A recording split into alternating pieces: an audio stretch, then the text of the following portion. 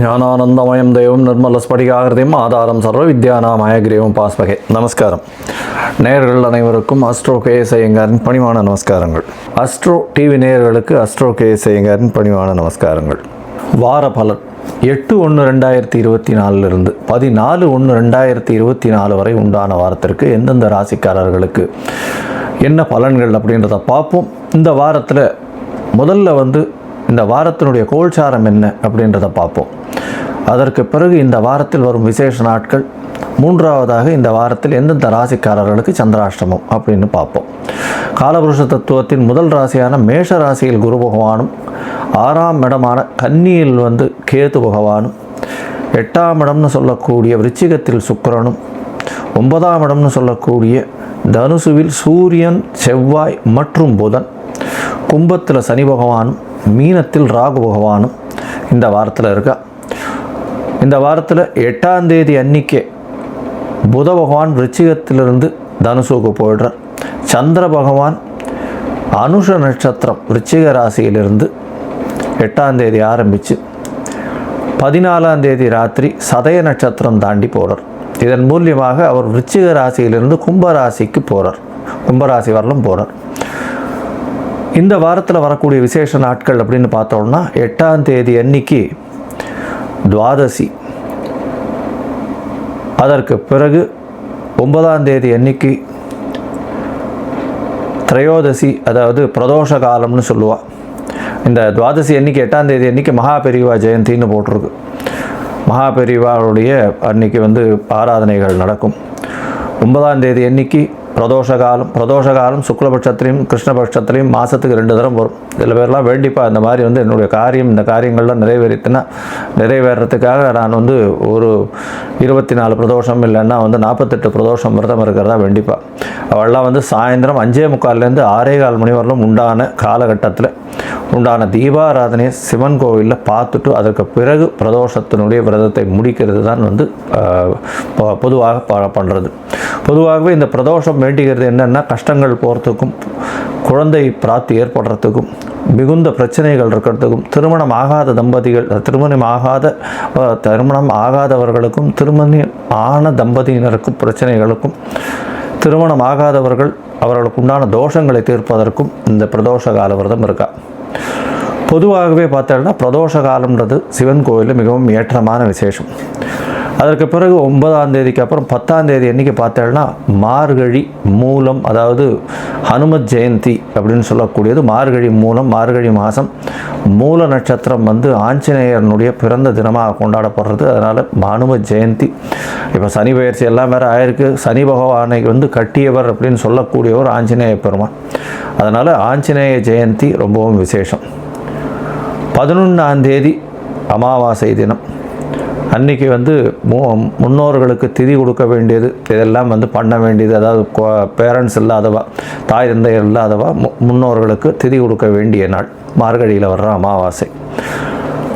14ஆம் தேதி அப்படின்னு பார்க்கும்பொழுது போகி பண்டிகை. இந்த மாதத்தினுடைய இந்த தட்சிணாயன புண்ணிய காலத்தின் கடைசி நாள் அது போகி பண்டிகை. பழையன கழிதலும் புதியன புகுதலும் அப்படின்னு சொல்லி பழைய விஷயங்கள் எல்லாத்திலையும் மனசில் இருக்கக்கூடிய தேவையற்ற சஞ்சலங்கள், தேவையற்ற விஷயங்கள், அகங்காரம், மமகாரம், இந்த மாதிரியான விஷயங்கள் எல்லாத்தையும் தூக்கி போட்டு அதுக்கப்புறம் புதிதாக வாழ்வில் நாம் பிறப்பதாக தை மாதம் 1ஆம் தேதி அடுத்த நாள் எடுத்துக்கிறது ரொம்பவும் நல்லது. இந்த வாரம் பார்த்தேனால் எந்தெந்த ராசிக்காரர்களுக்கு சந்திராஷ்டமம்னா மேஷம், ரிஷபம், மிதுனம், கடகம், இந்த 4 ராசிக்காரர்களுக்கும் சந்திராஷ்டமம். இந்த வீடியோ பார்த்துட்டு இருக்கவா எனக்கு காண்டாக்ட் பண்ணி அஸ்ட்ராலஜிக்கல் கன்சல்ட் தேவைப்பட்டதுன்னா என்னுடைய மொபைல் நம்பர் காண்டாக்ட் பண்ணுங்க. அது ஸ்க்ரால் ஆகிட்டு இருக்கும். உங்களுக்கு தேவைப்படும் பொழுது உங்களுடைய date, time, place of birth அனுப்புங்க. என்னுடைய சார்ஜஸ் என்னன்னு சொல்கிறேன்.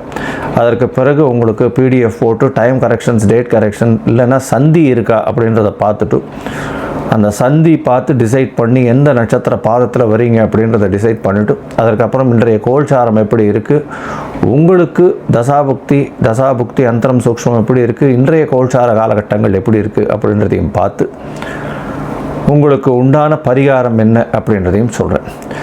இந்த வாரம் வரக்கூடிய சந்திராஷ்டம நாட்கள் அப்படின்னு சந்திராஷ்டமம்ன்றது வந்து மேஷம், ரிஷபம், மிதுனம், கடகம் ஏற்கனவே சொன்ன எளிய பரிகாரம். அதாவது சந்திராஷ்டம நாட்களில் புதிய முயற்சிகள் வேண்டாம், வெளியூர் வெளிமாநில பிரயாணங்கள் வேண்டாம்.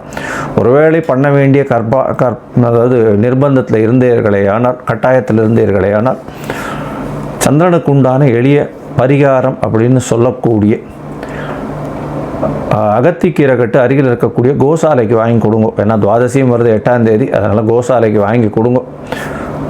அதன் மூலியமாக சந்திராஷ்டமத்தின் தாக்கம் குறையும் அப்படின்றத சொல்கிறேன். அதற்கு மூலியமாக சந்திராஷ்டமத்தின் தாக்கம் குறைஞ்சதுன்னா தடங்கள் வராமல் இருக்கும் செய்யும் வேலைக்கு.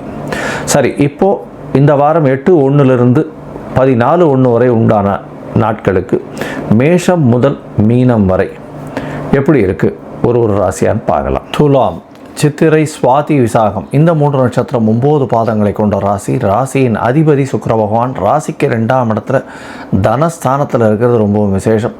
இந்த வாரத்தில் பார்த்தேன்னா, அதாவது உங்களுடைய ராசிநாதன் 2ஆம் இடத்துல இருக்கிறது, சமசப்தமத்தில் வந்து குரு பகவான் இருக்கிறதுனால நல்ல குடும்பம் அமையக்கூடிய காலகட்டமாக இருக்குது. குடும்பத்தில் நல்ல மகிழ்ச்சிகரமான விசேஷங்கள் நடக்கக்கூடிய காலகட்டம். அதாவது ரொம்ப நாள் கழித்து ஒரு 2-3 வருஷம் கழித்து பார்த்தேனால் உங்களுக்கு ஒரு நல்ல ஏற்றமான காலங்கள் தொடங்கி இப்போ கிட்டத்தட்ட ஒரு 2-3 வாரம் ஆகுது. அர்த்தாஷ்டம சனி முடிஞ்சு நல்ல ஒரு ஏற்றம் இருக்குது. உங்களுடைய திருமண வயதில் இருக்கக்கூடியவர்களுக்கு திருமணத்துக்கு பார்த்து கொண்டிருந்தால் ஆணாக இருந்தாலும் பெண்ணாக இருந்தாலும் திருமணம் ஏற்படக்கூடிய வாய்ப்புகள் நிச்சயமாக இந்த துலா ராசிக்காரர்களுக்கு இருக்குது. இந்த மார்கழி மாதத்தில் ஃபிக்ஸ் பண்ணிட்டுருங்கோ. அதாவது ஃபிக்ஸ் பண்ணிடுங்கன்னா ஒருத்தருக்கு ஜாதகம் மாற்றி ஒரு ப்ராப்பர் அண்டர்ஸ்டாண்டிங் வந்துட்டு அப்புறம் தை மாதத்தில் வெத்தலை பாக்கு மாற்றிட்டு அதுக்கப்புறம் வந்து உங்களுக்கு கல்யாணத்தையும் ஃபிக்ஸ் பண்ணக்கூடிய வாய்ப்புகள் நிச்சயமாக வரும். இந்த வாரம் பார்த்தேனால் 8/1/2024 14/1/2024 வரலும் உண்டான வாரத்தில் உங்களுடைய ராசிக்கு பார்த்தேன்னா 5ஆம் இடத்துல சனி பகவானும் 6ஆம் இடத்துல ராகு பகவானும் இருக்கிறது பெரிய விசேஷம். 5ஆம் இடத்துல இருக்கக்கூடிய சனி பகவான் உங்களுடைய பூர்வ புண்ணியத்தை மிகவும் ஏற்றி கொடுப்பார். ஏன்னா சனி பகவான் அவருடைய சொந்த வீட்டிலேயே இருக்கிறது பெரிய விசேஷம். அவர் உங்களுக்கு ஒரு பெரிய யோகர் வேறு. அதாவது துலா ராசிக்கும் ரிஷபராசிக்கும் யோகக்காரகன்னு சொல்லக்கூடியவர் வந்து சனி பகவானே. இதுலேயும் வந்து சனி பகவான் துலா ராசிக்கு அதீதமான யோகர். ஏன்னா ரிஷபராசிக்காவது வந்து பார்த்தாலேனால் 9-10க்கு வருவார். ஆனால் துலாத்துக்கு 4-5க்கு வர்றதுனால பெரிய ஏற்றத்தை கொடுக்கக்கூடிய காலகட்டம் அவர். அதனால் சனி பகவானோட பெரிய ஏற்றம் கிடைக்கக்கூடிய காலகட்டமாக இந்த வாரம் அமைய போகிறது.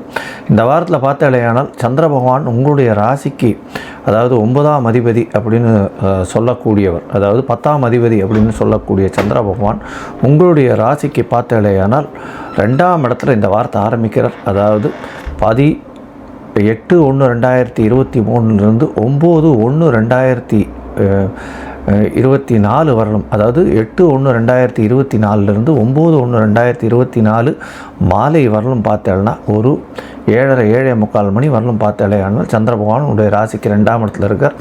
பண வரவிற்கு பஞ்சம் இருக்காது. தொழிலில் அபரிமிதமான ஏற்றம் இருக்கக்கூடிய காலகட்டம்.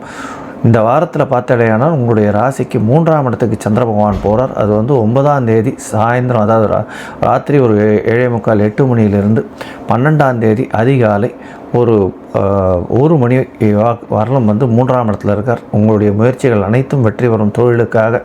தொழிலில் புதிய தொழில் அமையக்கூடிய வாய்ப்புகள் நிச்சயமாக உண்டு. தொழிலில் வந்து பார்த்தலையானால் பார்ட்னர்ஷிப் தொழிலில் பெரிய ஏற்றம் இருக்கும். ஏன்னா இந்த வாரம் பார்த்தோம்னா 7ஆம் அதிபதியும் 3ஆம் அதிபதியும் பரிவர்த்தனை யோகம் அடையிறது ரொம்ப பெரிய விசேஷம். இதன் மூலியமாக என்ன அப்படின்னா பார்ட்னர்ஷிப் தொழிலில் பெரிய ஏற்றம் வரும். முயற்சிகள் அனைத்தும் வெற்றியாகும். பணவரவிற்கு பஞ்சம் இருக்காது. இந்த வாரம் உங்களுடைய ராசிக்கு 4ஆம் இடத்துல சந்திர பகவான் போகிறார். அதாவது 12ஆம் தேதி அதிகாலை 1 மணியிலிருந்து 14ஆம் தேதி 2:45-3 மணி வரலும் இந்த காலகட்டத்தில் இருக்கார். இந்த காலகட்டத்தில் பார்த்தீங்கன்னா உங்களுக்கு பெரிய ஏற்றங்கள் வரக்கூடிய காலம். படிக்கக்கூடிய மாணவ மாணவியர்களுக்கெல்லாம் நல்ல ஒரு ஏற்றம் இருக்கக்கூடிய காலம். புதுசாக வந்து வெளியூர் வெளிமாநிலம் சென்று படிக்கக்கூடிய காலமாக இருக்கும். தாயின் உடல்நிலையில் சற்று ஏற்றம் இருக்கக்கூடிய காலகட்டமாக இந்த வாரம் அமைகிறது. உங்களுடைய ராசிக்கு பார்த்தோன்னா 14ஆம் தேதி கார்த்தாலிருந்து, அதாவது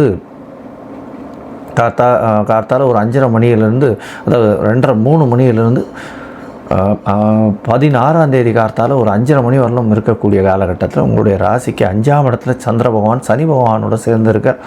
இந்த காலகட்டத்தில் புணர்ப்பு யோகம் அமையிறது. பெரிய ஏற்றம் கிடைக்கக்கூடிய காலகட்டமாக இந்த வாரம் அமையிறது. இந்த வாரத்தில் வந்து எஸ்பெஷலி இந்த கலைத்துறையில் இருக்கவங்க, சின்ன திரை பெரிய திரையில் இருக்கிறவங்களுக்கெல்லாம் பெரிய ஏற்றமான காலமாக இருக்குது. வெளியூர் வெளிமாநில பிரயாணங்கள் போகக்கூடிய வாய்ப்புகள் உண்டு. இந்த வாரத்தில் வந்து இந்த பால் பதனிட பிஸ்னஸ்ஸு, அதை தவிர வந்து வெள்ளை நிற ஆடைகள் இதெல்லாம் வந்து பண்ணுறவா, கிளாத்ஸு, நூல் இதெல்லாம் பண்ணுறவாள்லாம் வந்து பெரிய ஏற்றத்தை காணக்கூடிய காலகட்டமாக இருக்குது. நீங்கள் அருகில் இருக்கக்கூடிய சுசீந்திரம் ஆஞ்சநேயர் கோவிலுக்கு போயிட்டு வாங்க. அது ஒரு பெரிய ஏற்றத்தையும் மாற்றத்தையும் உங்களுக்கு நிச்சயமாக கொடுத்து இந்த வாரத்தில் பெரிய ஒரு சந்தோஷத்தை உண்டாக்கக்கூடிய வாரமாக இருக்கும்.